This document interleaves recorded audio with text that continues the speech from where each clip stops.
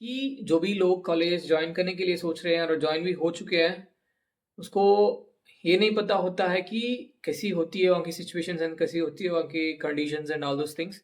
After leaving the campus also कुछ सुनने में मिल रहा है कि कुछ लोग ऐसे-ऐसे कर रहे हैं, कॉलेज की या कैंपस की रेपुटेशन को घटा रहे हैं। ऑल दिस थिंग्स घटिया चीज़ है। क्या है ना, देखो आजकल के बच्चे है ना, ये सब ऐसा इन्फ्लुएंस हो चुके हैं कि कोई रील्स देख के या कोई ऐसे शॉर्ट्स देखे या कोई ऐसी मूवीज देखे एंड ऑल दोस थिंग्स, इतना ज़्यादा इन्फ्लुएंस हो गया कि हम कुछ भी कर सकते हैं कैंपस जाने के बाद। अब कोई एक बंदी के पीछे भागते हो और वहाँ कुछ ना कुछ इधर-उधर हो जाता है, और ना कोई सीनियर आपके साथ देता है या ना कोई आपकी क्लासमेट देता है या कोई आपका जो भी है जान पहचान फ्रेंड इतनी दूर से आके आप फँस गए, मतलब सज जाते हो ना।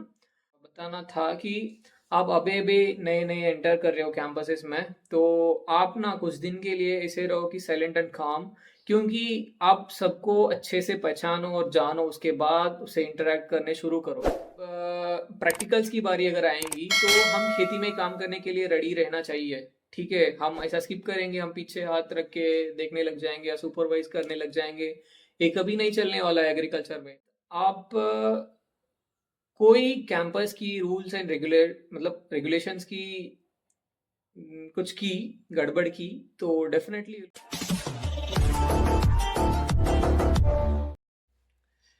हाय, हेलो, नमस्ते, कैसे हो सब? ఎలా ఉన్నారందరూ and how are you all? So welcome back to our channel mister Agrico and आज की इस वीडियो में मुझे ऐसा लगा कि कुछ चीज़ें ऐसी है कि कॉलेज के बारे में डिकोड करें, कि जो भी लोग कॉलेज ज्वाइन करने के लिए सोच रहे हैं और ज्वाइन भी हो चुके हैं, उसको ये नहीं पता होता है कि कैसी होती है वहाँ की सिचुएशंस एंड कैसी होती है वहाँ की conditions and all those things. So हमें कुछ चीज़ें जानना होता है after joining the campus or after being in that campus as a student there. So हम कैसे हमारी डिसिप्लिन को मेंटेन करना है, कंसिस्टेंसी को मेंटेन करना है, हमारी प्राइड को मेंटेन करना है, ये सब मैटर करती है।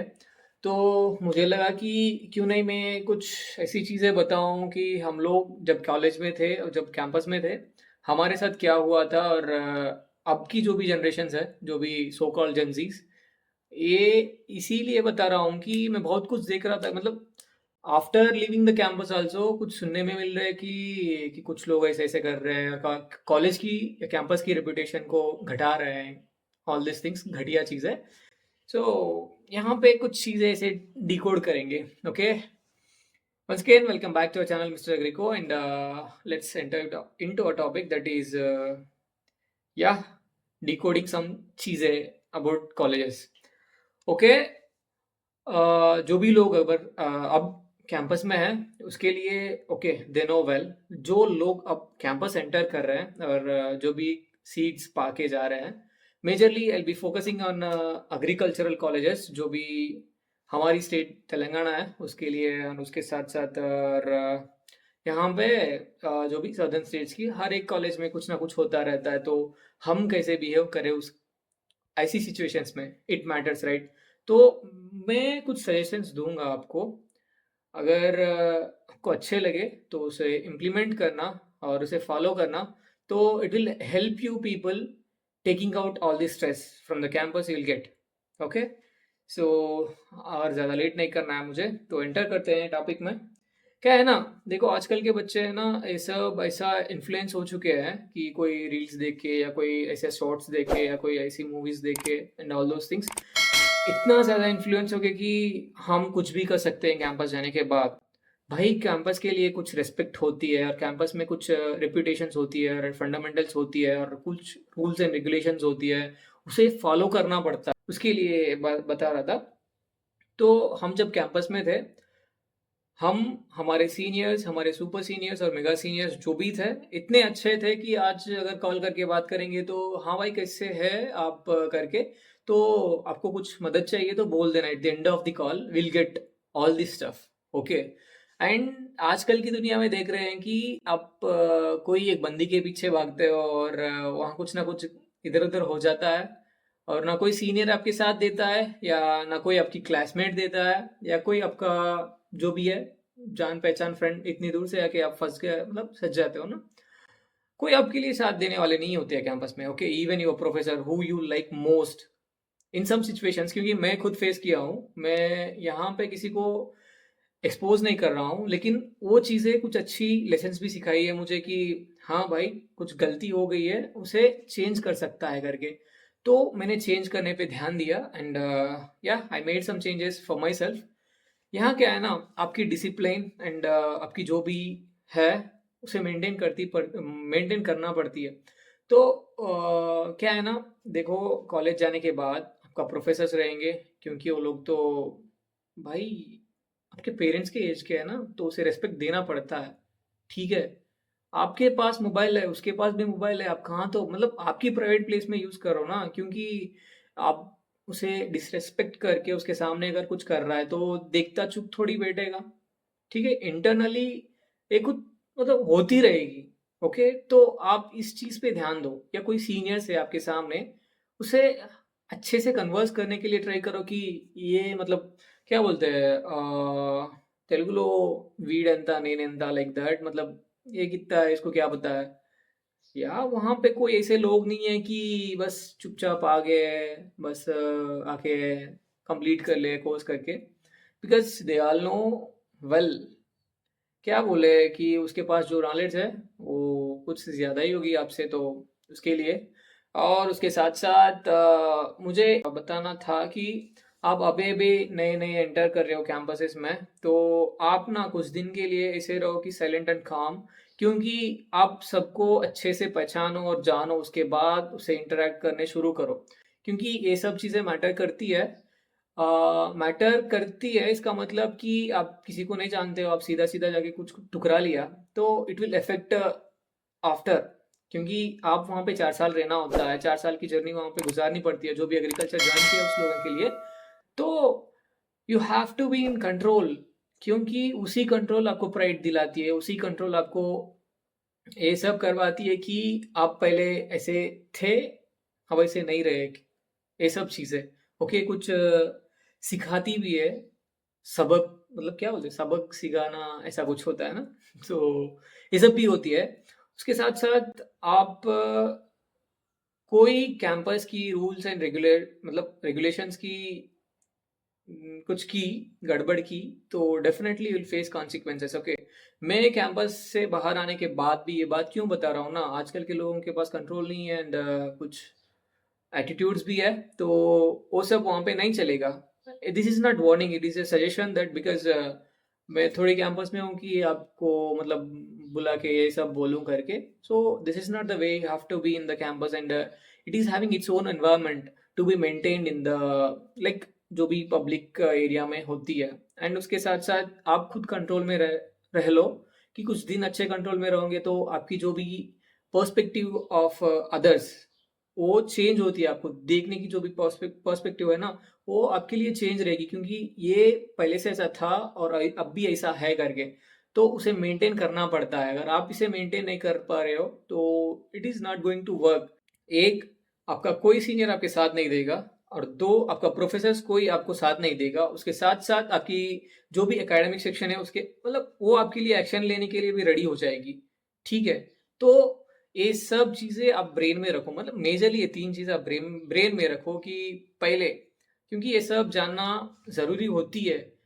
आप जैसे बाहर होते हो, वो कॉलेज में रह नहीं सकते हो, क्योंकि आपके लिए कुछ एनवायरनमेंट बिल्ड होके रहती है, उसे हमें अडॉप्ट करना पड़ता है, अडॉप्ट करके वहाँ पे रहना पड़ता है। और कभी-कभी स्ट्रेसी सिचुएशंस भी आती है, क्योंकि आप मतलब क्लास नहीं जाना चाहते हो, तो ठीक है, आपकी अगर अटेंडेंस अच्छी है तो बंक मार सकते हो।